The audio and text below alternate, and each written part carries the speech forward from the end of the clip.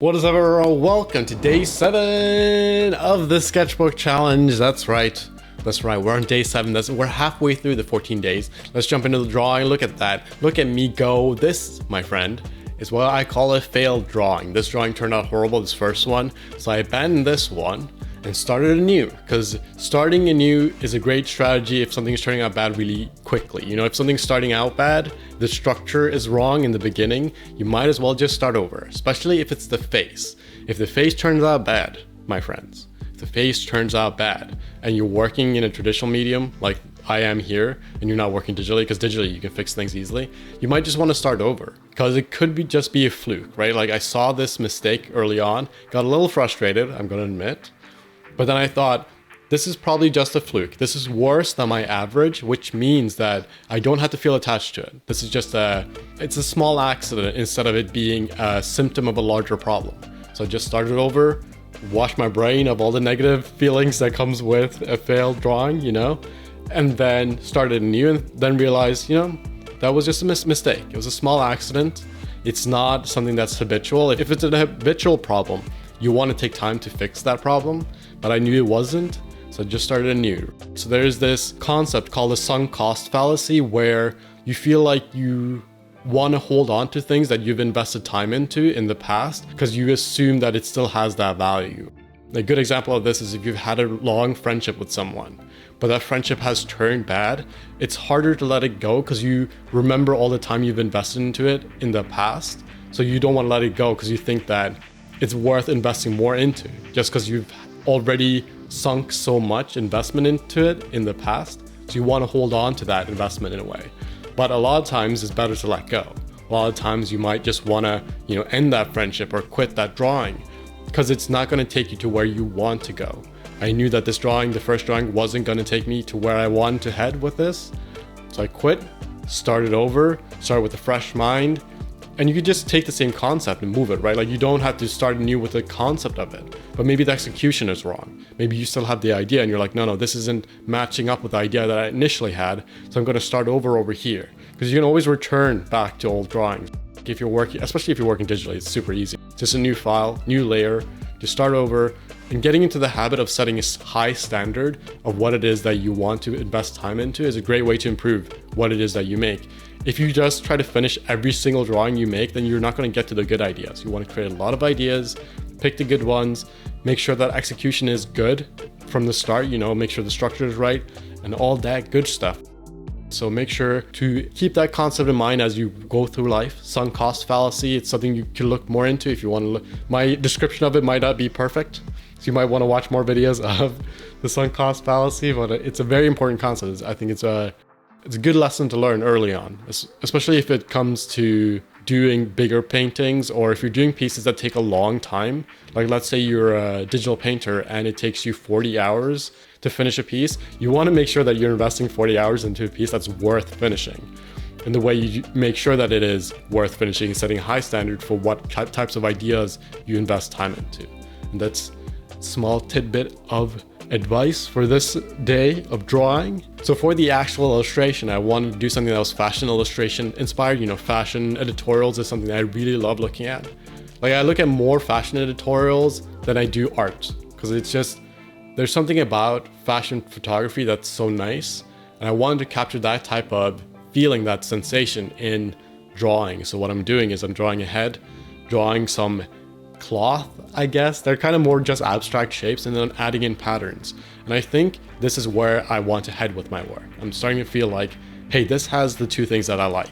It has faces that are stylized. I could really push the stylization of the face because it's not supposed to be realistic. And then I could add these robes and shapes that are reminiscent of clothing, but I could really just abstract it out and do whatever I want with it. Like, I really don't have to stick to anything. I add other elements that are surreal and, you know, painting clouds and all this other stuff. So what I'm going to do is, I've already started this process where I'm taking this concept and I'm going to start doing an acrylic painting with this concept and see if I can create a finished piece using this type of style and be happy with that process. Because yesterday I talked about how I want to get into painting. I want to do larger scale paintings. You know, I'm going to start with 11 by 14, but I do want to get to a point where I do really large scale stuff, like 24 by 36 is like my ideal size, I think, because it's big enough where it's significant on a wall. If you hang the original on a wall, it's big. It takes up space in the room, but it's not so big that it's cumbersome to put in a car. Like it's like that's good sweet spot in my head, at least. I'm thinking that it is. I want to get to that point by the end of this year. So to get there, I need to start doing acrylic paintings and figure out a process by which I can reliably create high quality work. So I'm going to start with 11 by 14 pieces, teach myself how to paint, create a bunch of painting courses on all the different elements so that I reinforce that learning within myself. If you teach someone, it forces you to get really good at that thing because you have to explain it. Explaining something out loud is way different than explaining it in your head because you might assume that you know something. But when you explain it out loud and you have to create a course, then you're really forced to face like, oh, what do I actually know?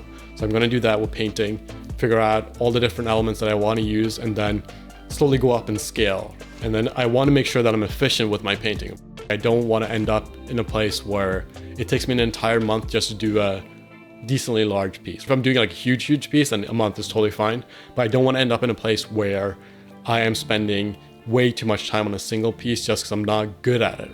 Like if you're someone that's new to painting, it's like learning the basics of it is really important because you want to be efficient with your brush strokes. You want to understand colors and stuff and values in a way that allows you to move quickly. And I want to make sure that I get myself to a point where I am efficient before I start going larger scale.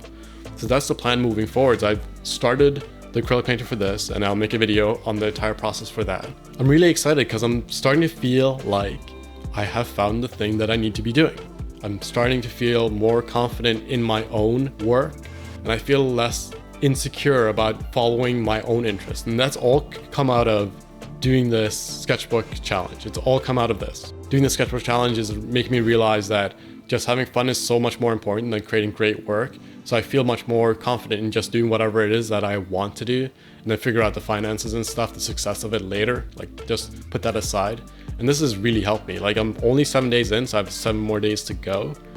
But I think I've found it. I feel confident in the fact that, oh, this is probably the direction that I should be going in. It's somewhere here. It might not be this thing exactly, but it's somewhere here. And that's where things are headed. I'm also saving up for a second camera so you guys can get a second angle and I can shoot more interesting things because I want to do more handheld stuff. There are a lot of things that I want to do with this YouTube channel that I want to expand the body of work. I want to do better videos. And I'm saving up for a second camera. Obviously, money is not the easiest to come by right now. I know probably a lot of you guys are probably in a very similar situation where things are kind of constrained, feel a little bit tight, but the only way this will get better, I want to make sure that I'm investing in the channel to make things better. So that's the plan moving forwards. And yeah, super excited to see what happens tomorrow. I'm planning to do more small drawings. So instead of doing one big drawing like this one, I'm going to do probably like 4 or 8 small drawings and come up with more ideas. I want to see how many more of these types of concepts I can come up with and still feel excited about it. Because then I could just start turning those things into paintings and then have this process started. Because it's exciting to me to finally be in a place where I feel like, oh, I know where I'm headed. So I can actually create finished work that might be a cohesive body of work. Because I'm kind of tired of doing just ink drawings. I've talked about that before, I think in one of the earlier videos, but I want to get away from that. I feel like I felt very constrained by it. Like I didn't feel excited about it. I felt excited about it when I first did it, but then now I feel a little bit like, I want to get back to colors. I want to get back to doing more fun stuff. Like with acrylic paint, you can paint on any surface. Like really, you can prime almost any surface and just paint on it. And I'm really excited to do maybe like painting on different things, customizing stuff. I have tons of plans, tons of things to do. And yeah, that's all I have to say for this video. Thank you guys so much for checking this out. If you want to stay in touch, make sure to subscribe and like, and also make sure to head over to the website and get on the mailing list because that's the best way for us to stay in touch because an algorithm won't get in our way. You know what I mean? Like an email goes directly into your inbox. An algorithm can get in the way of a subscriber box or social media. So that's important thing to keep in mind, especially if you are a creator yourself. Make sure you have a mailing list because that's a great way to stay in touch with people who really, really want to stay in touch.